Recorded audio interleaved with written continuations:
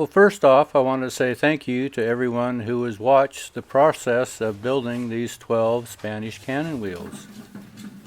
This should be the final video, which will include the crating and getting these shipped to Florida.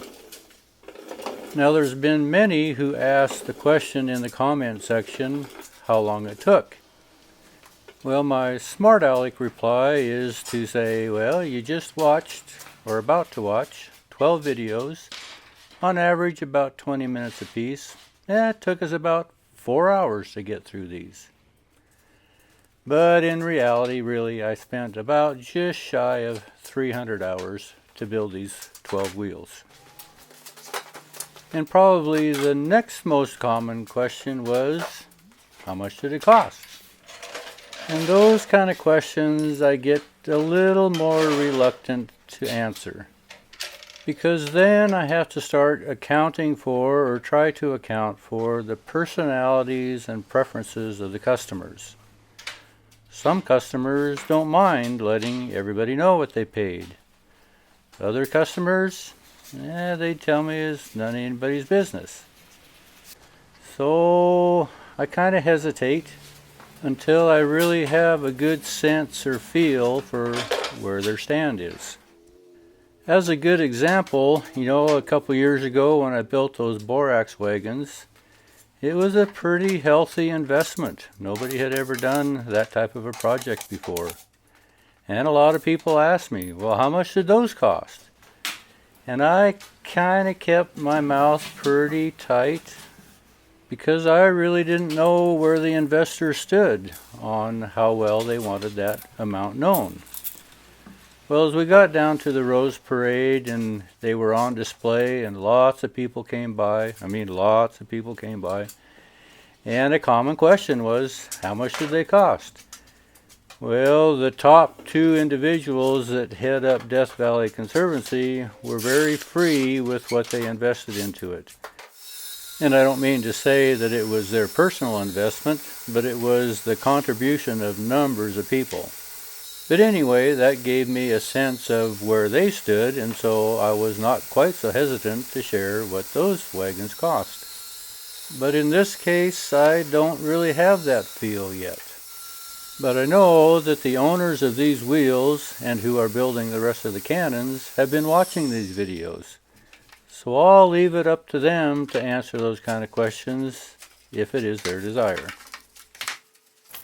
And this kind of brings up another subject that I often am asked, especially by customers who bring in projects that they are contemplating having done. And that question is it worth it?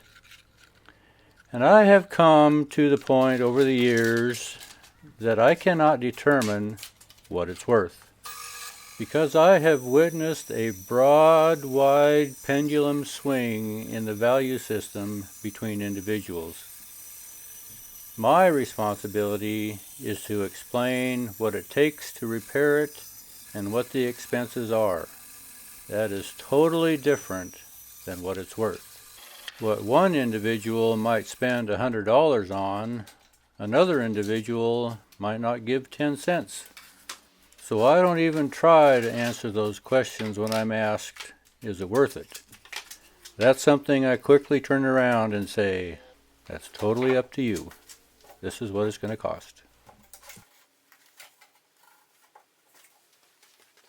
Well, as I've been flapping my jaw, you've been watching me work in the background. And to get us a feel for what these crates are going to weigh, since I don't have a scale that I can put the finished crate on, you can see that I'm kind of weighing out each individual piece, and I'll add it all up when I'm done.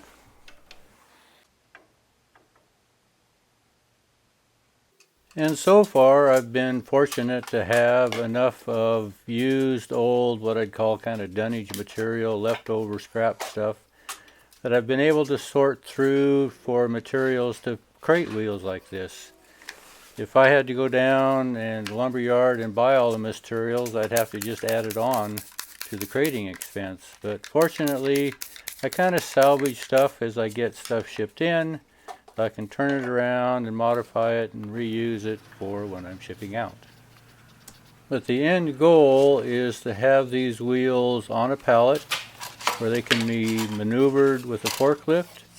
They're stable, they're secure, they could stand the jostling of being in the trailer on a truck, cover a lot of miles, and get there in one piece. I like laying wheels down flat like this, and you'll kind of see how it all kind of comes together.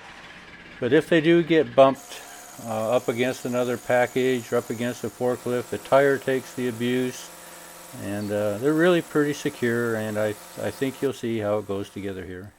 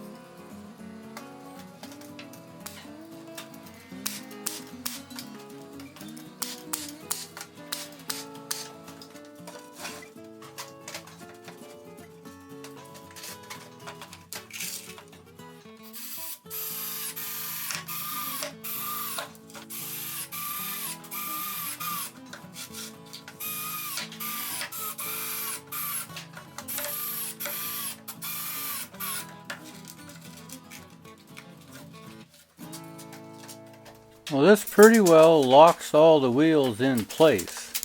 They've got good side support. The blocks inside are resting on the tires so they can't move up and down.